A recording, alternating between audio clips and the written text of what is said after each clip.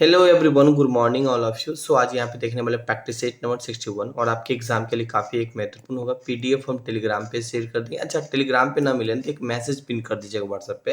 हम सारा PDF Telegram पे शेयर कर देंगे। मतलब ऑलमोस्ट काफ़ी शेयर कर चुके हैं, जो छूट गया होगा वो शेयर कर देंगे। बाकी कैसे आपको 699 में नॉन टेक का क्लास मिल जाएगा ऐप पे, 24 स्टडी सेंटर के ऐप पे। डिस्क्रिप्शन में लिंक होगा, तो वहाँ से जाकर ऐप डाउनलोड करके ज्वाइन कर सकते हो, जिसमें आप लोग का जीके जीएस होने वाला है, रीजनिंग होने वाला है, मैथ होने वाला है। तो जाके ज्वाइन कर सकते हैं।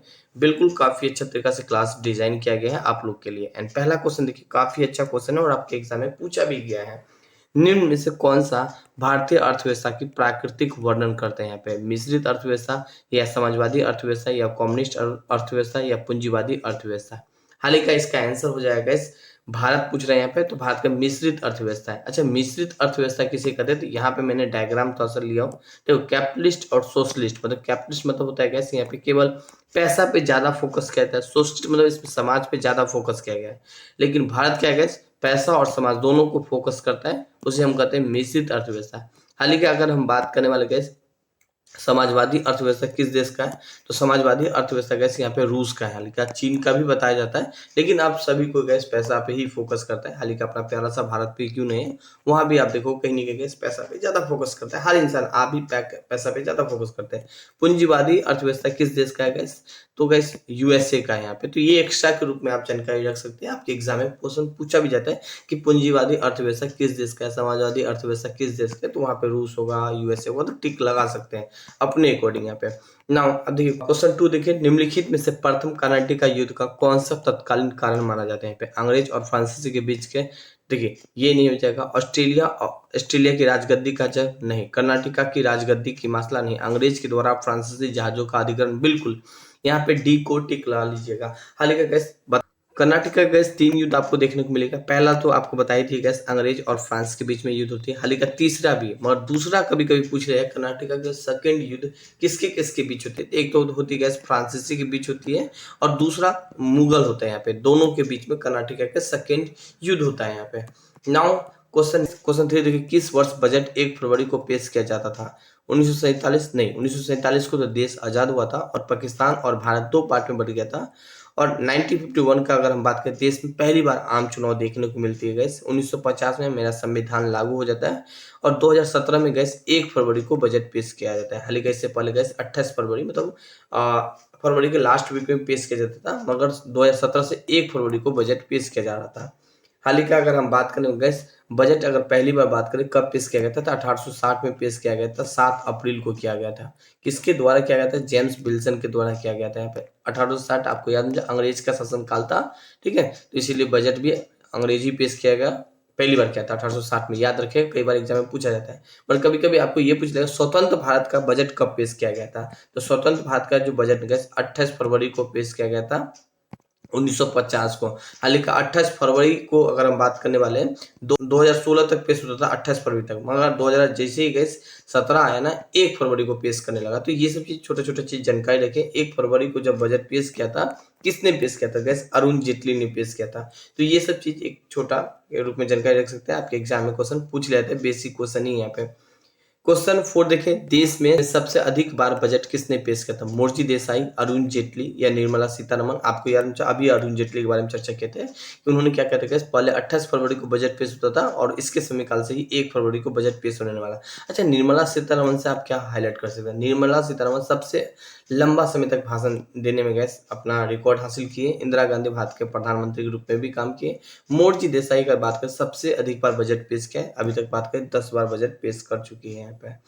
नाउ हालिका पहली बार कभी कभी पूछ लेगा कि मोर्जी देसाई पहली बार बजट कब पेश किया था, तो गैस 1958 को किया गया था यहाँ पे। तो ये एक्स्ट्रा के रूप में आप जानकारी रख सकते हैं।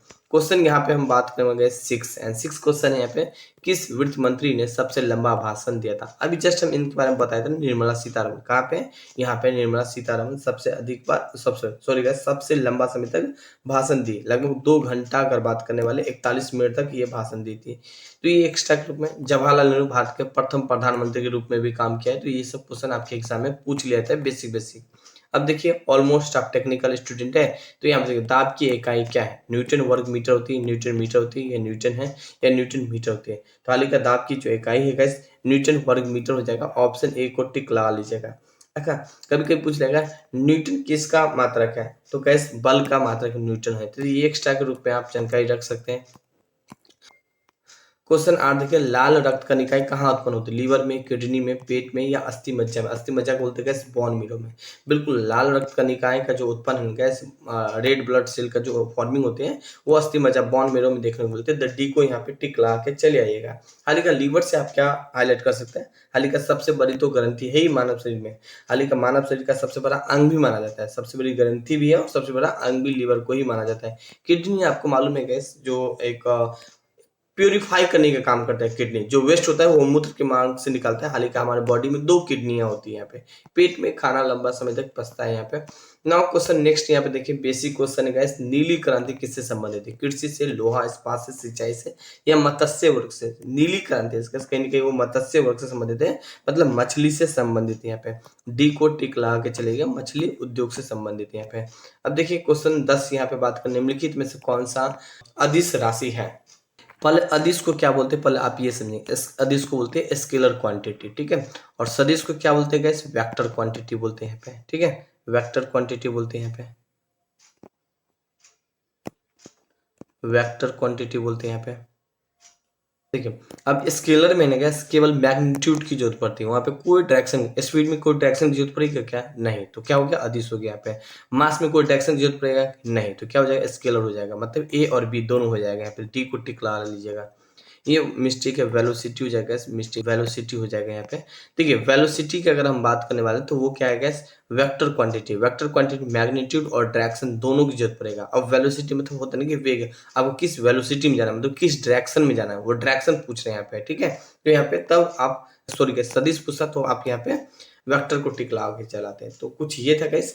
नाउ बाकी इनके अलावा हम देखें, देखिए नौ इनके अलावा आप इस ऐप को डाउनलोड कर सकते हैं, आपके एग्जाम के लिए काफ़ी एक महत्वपूर्ण होगा। नॉन टेक का क्लास मात्र 699 में ज्वाइन कर सकते हैं। बाकी टेस्ट सीरीज नॉन टेक के लिए ज्वाइन करना चाहते हैं तो मात्र 99 में, जिसमें आपको सामान्य अध्ययन का मिल जाएगा।